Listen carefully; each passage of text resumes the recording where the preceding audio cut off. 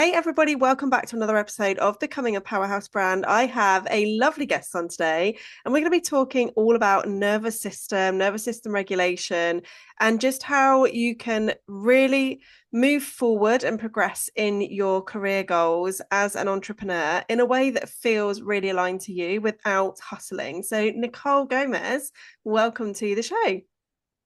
Thank you for having me. I'm so happy to be here. Could you tell the audience what it is that you do and how you got into this work? Yeah, of course. Um, this is where I'll start. So, I am a nervous system and trauma expert and a business mentor for entrepreneurs. And really, at the base of it, I help entrepreneurs, I help women rewrite the legacies that were written for them.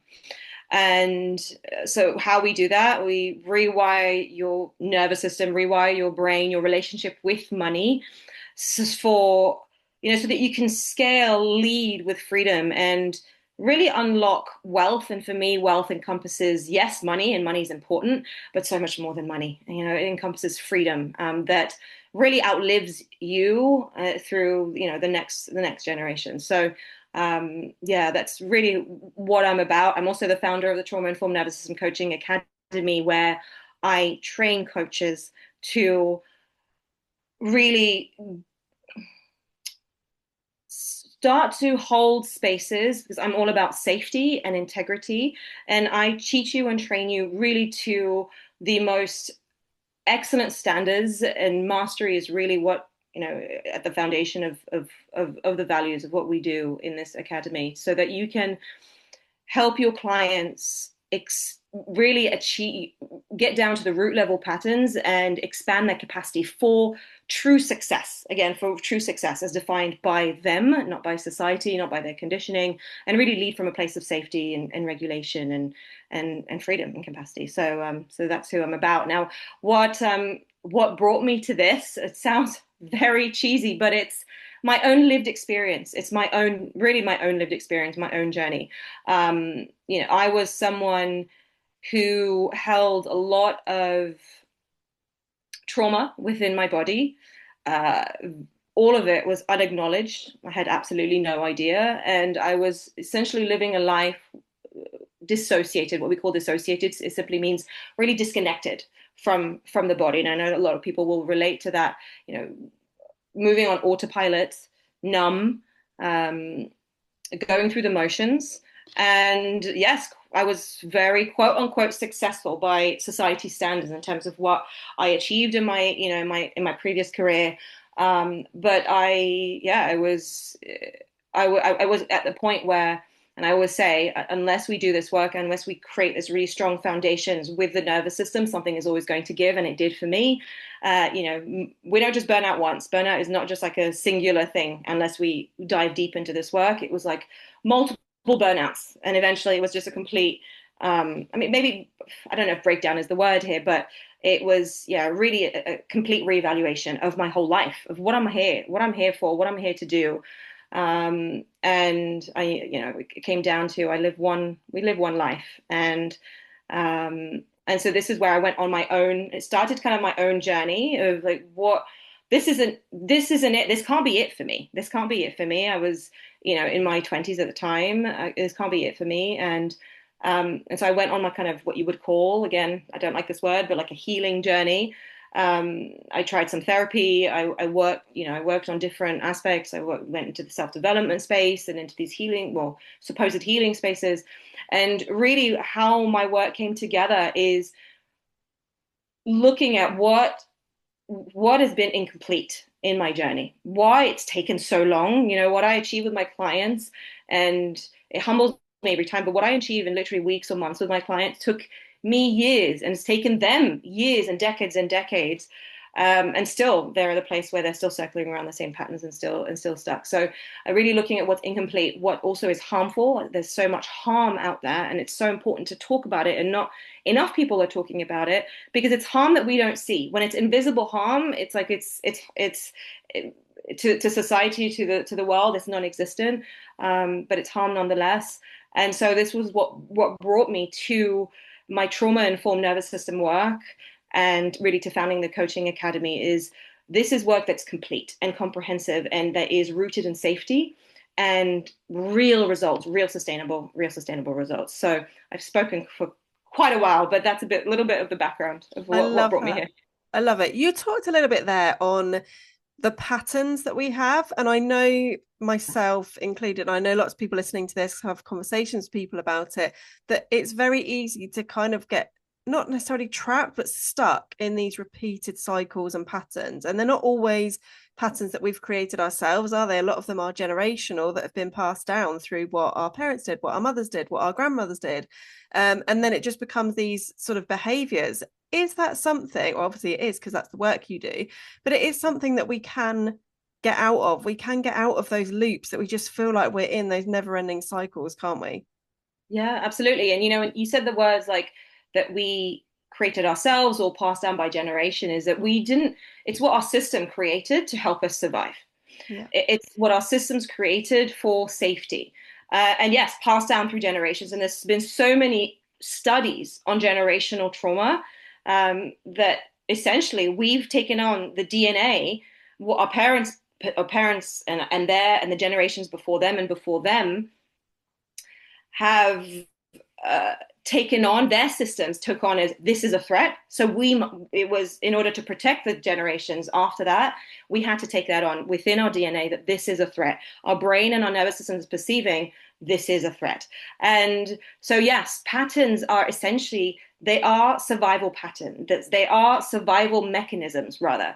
So when your brain perceives something as unsafe, and again, it's not logical, it's not rational. Maybe maybe something that, you're perceiving something to be perhaps a rejection, or you're afraid of that rejection, or afraid of that judgment of what people think of you, all of that. Your brain and your nervous system essentially believe that you are going to die if you are rejected. That is essentially what is happening. It is equivalent to death.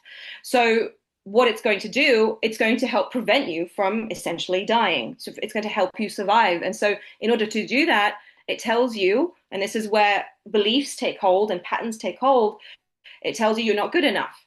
Because if you believe you're not good enough, you're not going to go and put yourself out there, are you? Right? So it's protecting you from actually being rejected, a potential rejection or potential judgment that again is a huge threat to the system. And so through this work, what we do is, and what those, and before I go into how we start to, yes, dissolve these patterns, and they actually dissolve. It doesn't take a lifetime. I have to say this because there's this huge narrative in the, a huge narrative in the healing and self-development space that it takes a lifetime. Yes, we continue to evolve, we continue to expand, particularly as business owners. We expand in terms of how many clients we can hold, how much money we can hold as we move up, hopefully, and grow and and scale in our businesses. And with that, yes, layers come up, but it won't be the same thing repeating again and again. And that's what I see and this is where something gives, and I see business crumbling, is that those same patterns that we didn't deal with at the very start, the very foundation, they keep showing up, keep showing up, and then there's more that starts adding on, and then the capacity is just overflowing, right? There's no capacity for it. And so what happened when I said your brain and your nervous system perceive as a threat is that you were stuck in some stress response, right? Or through DNA, you've been stuck in some stress response, right? So you're constantly in that fight or flight or freeze stress response. That is what a pattern is. It's like this is a threat. We're going to help you survive through that threat. And so what we do through this work is we complete that stress response. That stress response that was stuck, that's saying like, this is still a threat, this is still a threat.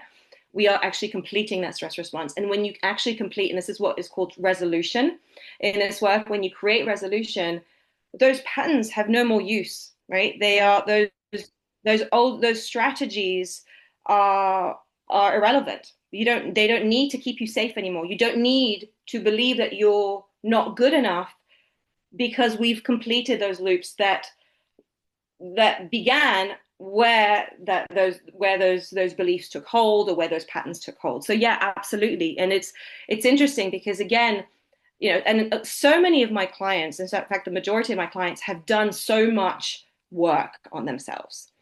And and they've grown. I'm not saying they haven't grown. And yes, they've grown, but there's a certain point where, and this is what I call like the first level of healing, they get to a certain point where it needs to go deeper.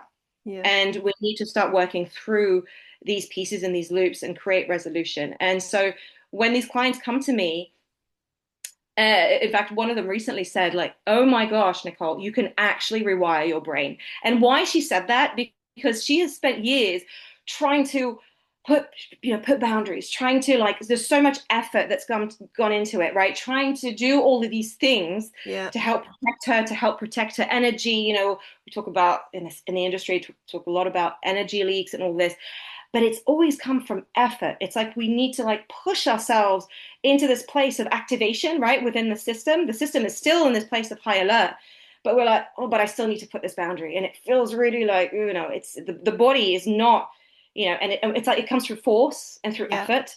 But when this client said this, she goes to me, because I did these and I think it was boundaries in her business. I don't know what it was. She goes, it was just effortless. And it was organic. It was that the brain and the body did not go into high alert like this is a threat. Like actually saying no or putting this boundary is a threat to Yeah. the system. It actually knew that there was safety there. And so it just, we don't need to like force ourselves to put boundaries. We don't need to force ourselves to do this and that. It actually happens effortlessly once there's resolution, if that makes Yeah. sense.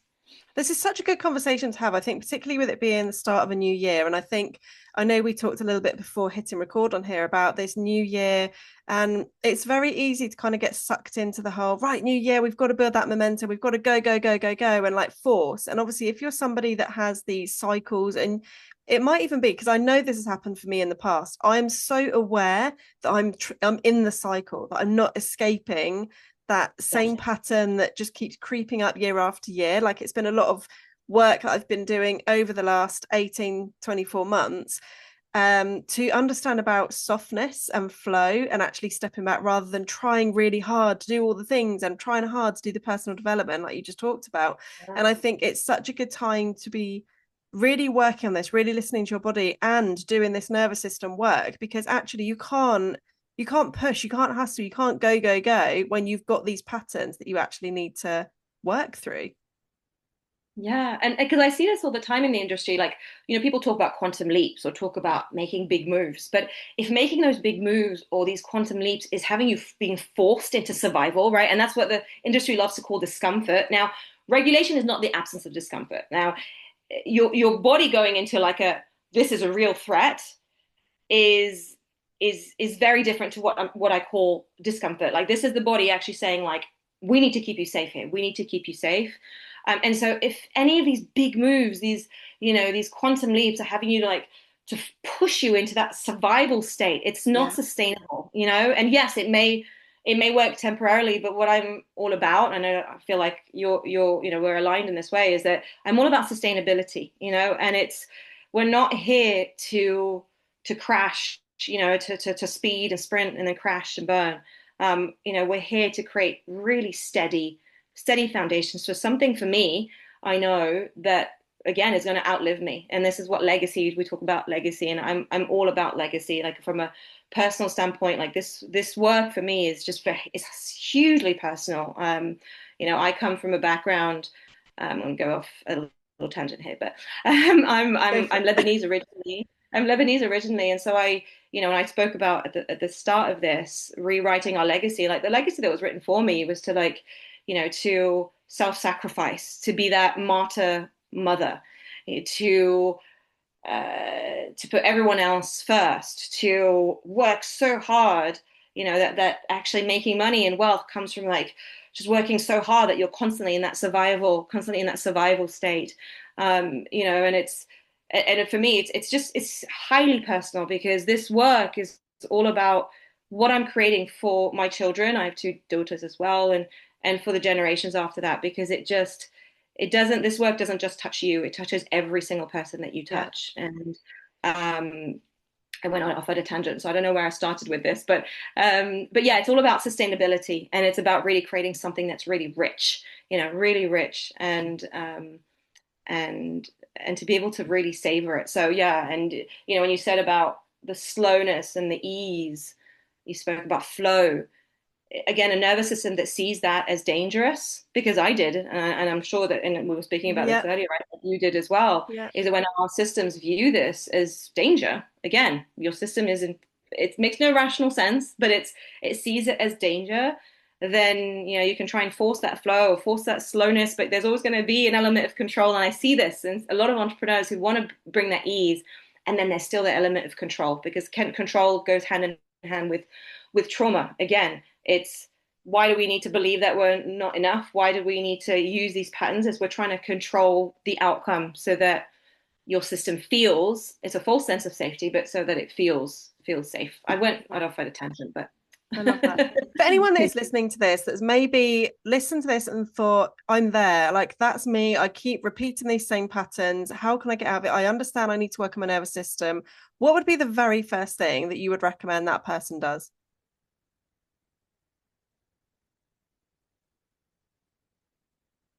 so let me give a little bit of background before I answer that question. There is when you got stuck in a stress response, yeah, through, yes, inheriting it through DNA and through childhood. When you got stuck in a stress response, what happened is that there's a brain area which is called the medial prefrontal cortex that had to shut down to help you move into that place of survival, to help you move into that place of safety. Or we know it's a false sense of safety, but keep you safe. Now, it shut down so that you don't feel that pain, that deep pain and that deep wound that, again, your system is equivalent is what's the verb I'm looking for, like equating Yeah. to death. So because to feel that pain is literally equivalent to death for the system. Again, it's not rational, but that's how our physiology is. We come from animals, so that's how our physiology was created. Now, that part of the brain shut down, and it's the same part of the brain that is responsible with your sense of self. That's the same part of the brain that is responsible for the sense of who you are, for part of your identity, and for what we call interoception, is your ability to feel within your body. And so, when we live in a society that is lost, and I was that person, lost in like, who am I? Like, what am I here to do? Like, who actually am I?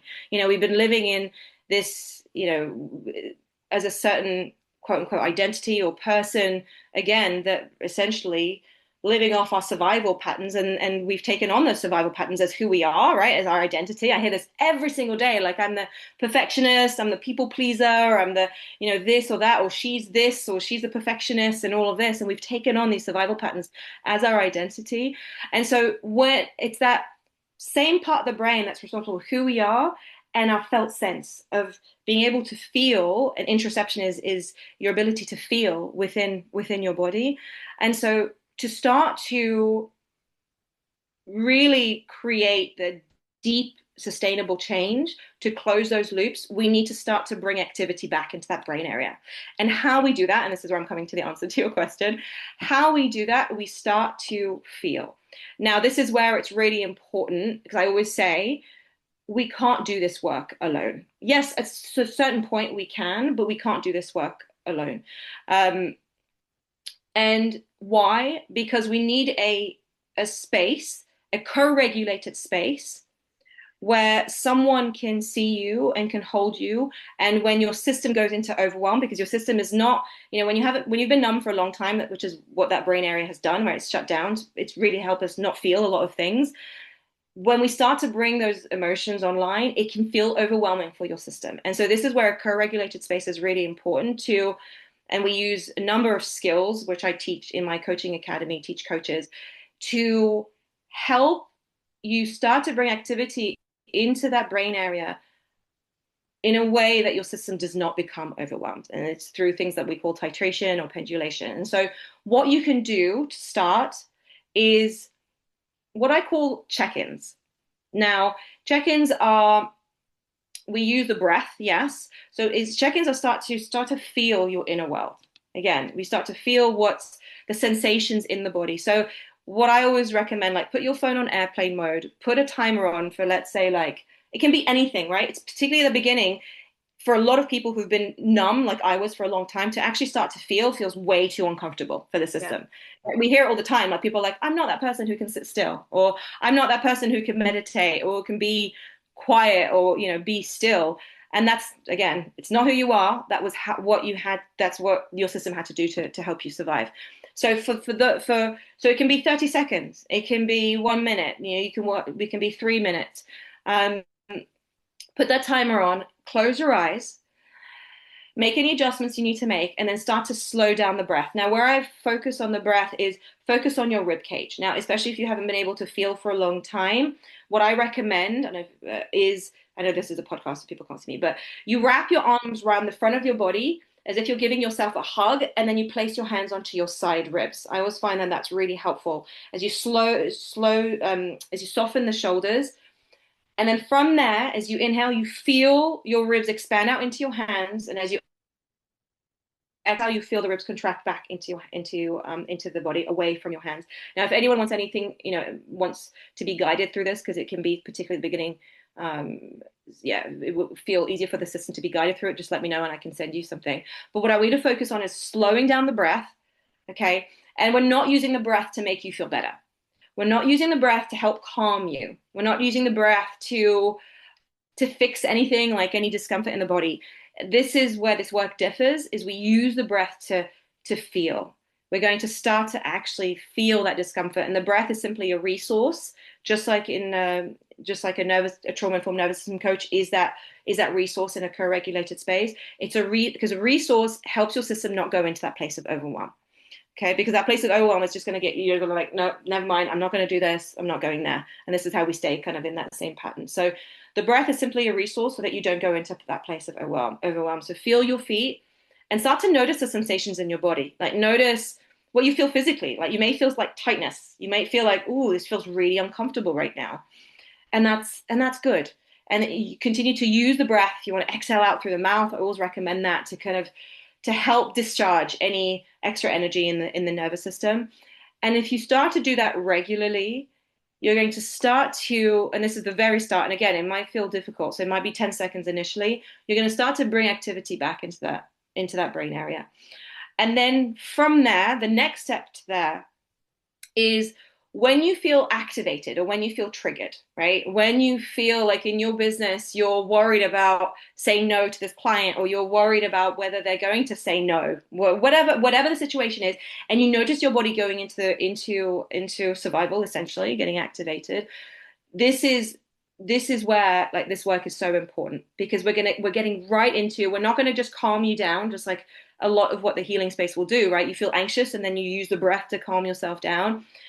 We're not going to do that anymore. What we're going to do is we're going to explore. So I want you to ask yourself when you're triggered, notice what you're feeling in your body. Do what I just spoke about with the check-in. Notice what you're feeling in your body. Notice that discomfort. Breathe out through the mouth. Do that as many times as you need. And then converse with your body like, hey, body, what are you trying to tell me right now? What feels like a threat right now? What's the story you're telling me right now? Or another question can be, and this is a really powerful one, is what are you afraid is going to happen? Because this goes way beyond this particular situation. Your system is perceiving this as a threat because it shows some kind of parallel with a threat in childhood or Yeah. through generations or whatever it is. So we want to go deeper. So when you have the answer to like, what are you afraid is going to happen? It might be that client says no. We want to go deeper. What are you afraid is going to happen if that client says no? What are you afraid is going to happen? And I want you to keep going with that question again and again and again. And you'll notice and it's going to come down to the root of it is, I'm afraid I'm afraid my reputation is, people are going to yell at me. I'm afraid that there's going to be some consequences. There's going to be some punishment. Or, I don't know. I'm afraid that I'm not good enough. It's going to get to the root of it, which Yeah. didn't originate here. It originated somewhere in childhood, particularly between the ages of 0 to 7, right? We don't need to remember when it originated. What we need to do is to actually feel it Yeah. and feel that little child inside of you. And this is where we go more into this is the work that I do is it's a different variety of inner child work because a lot of it can be talking through, and yes, stories are important and we talk through stories in my work, but it's essentially like how your body is reacting to that story. Notice what you feel in your body when you think about that child that didn't feel good enough. When you think about that child that was punished or that was yelled at, that had those consequences, and just notice not what you felt back then. This is where we then go into places where we reactivate the trauma and re-traumatize. This is, what do I feel in my body now as I think about that child and how she didn't feel good enough, how she felt Yeah. alone, how she all of this. So those are the steps to go through is notice what's in your body as you're being activated. Check-ins are really important. Notice what's in your body. Ask that question, where did this show up for me as a child? And then what do you feel in your body right now? And really staying connected with the body as you do that. But again, the first step is the check-ins because we won't be able to go that far. We don't want to come from this from a mental space, from a cognitive space, right? We don't want to think our way through like, oh, because my dad did this, and then we don't want to think through this. We want to actually feel through this, and that's how we create resolution. But to do that, we need to bring activity back into that brain area. Otherwise, it's always going to take us into that cognitive space. Yeah. So yeah, hopefully that makes sense. And go and try Definitely. that, and it's going to revolutionize the way that the way that you'll notice the way that you react to things. It's these things will dissolve when we Yeah. create full resolution.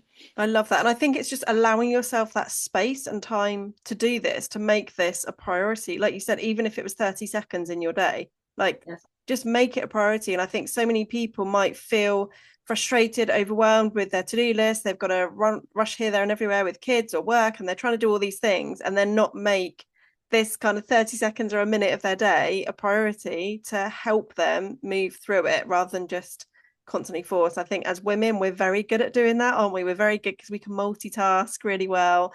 And we are the ones that are meant to be sort of holding the family and doing all the other things. But actually, when you think who we were thousands of years ago, we were literally there to raise the family. We didn't have jobs to do. We weren't there to bring an income. We weren't there to go and hunt. Like we've got all these different jobs now. So now I guess is more important than ever to be making sure we're doing this work. Yeah, and you were talking about like women are good at multitasking, but we know, particularly I see so many, and I work with a lot of mothers, is that again there's a breaking point, and something gives when we don't have that capacity. And what this work does is it frees up that capacity because all of those signals, all of those not signals, all of those alarm bells that are going off in your brain and your system, literally every moment of the day, right, that are going off in your system and you have no idea that they are unconsciously, it's taking up all that capacity. So when we do this work, we create resolution. Every time we create resolution, it frees up the capacity. And then what that does is you're able to hold all these areas in your life, and not from like exhaustion, not from effort, but you hold all of these things, and with that coexists peace and joy and a real sense of being able to hold so many things in your life. And I see that even more in this work. It's just like the gift that keeps on giving. Like I see this as a business owner, as raising two daughters, and very intentionally wanting to be very present with them and in the way that I raise them.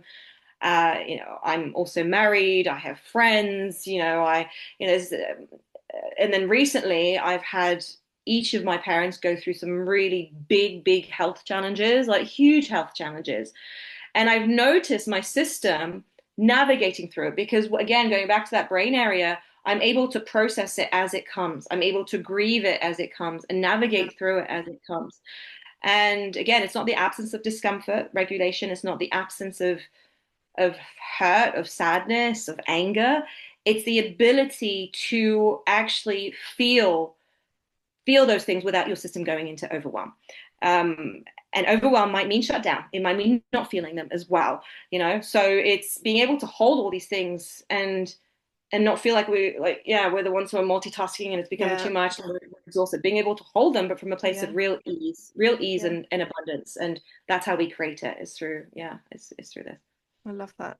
How can our listeners find out more about working with you and just connect with you online? Where's the best place to find you? Yeah, I mean, just come and and reach out on Instagram. My handle is Nicole Rose Coaching. Nicole Rose, like the flower coaching. Yes, that's one of my main platforms. I'm also on LinkedIn. Just look me up, Nicole Gomez. I'm on Facebook. I'm everywhere. Just find me, and then we'll and then we'll have a chat. Amazing.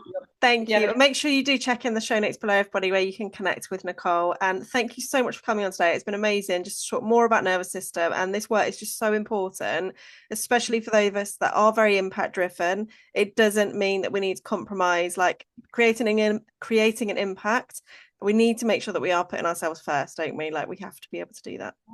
and this is the driver for more impact, for Exactly. more acceleration, and for more money. And I see that with a lot of people come to me and they're very successful, and it's like it just accelerates it. And in ways that's beyond belief. This is the driver. It's not productivity or ease or whatever, or slowness or regulation. It's this stuff is what unlocks it even more. And again, it's like it's our brains. And I know we were just finishing off, but I wanted to add this because it's our brains again trying to protect us, that if we were to slow down, or if we were to do this work instead of actually doing those tasks, in this moment that we feel like we really need to do, our brain believes again, and it's there to protect us. It believes that we're going to lose everything, that we won't be successful, but that's simply our brains trying to keep us safe in some way. But it's quite the opposite. It's the driver for more impact, more for really meaningful legacy, and a fuck ton of money. Hopefully we can Yes. And bear on we this. need we need more of us making more money, creating a bigger impact. I love it. Thank you so much, Nicole, for coming on the show. And please do make sure you guys listening to this do go and connect with Nicole. See you in the next episode.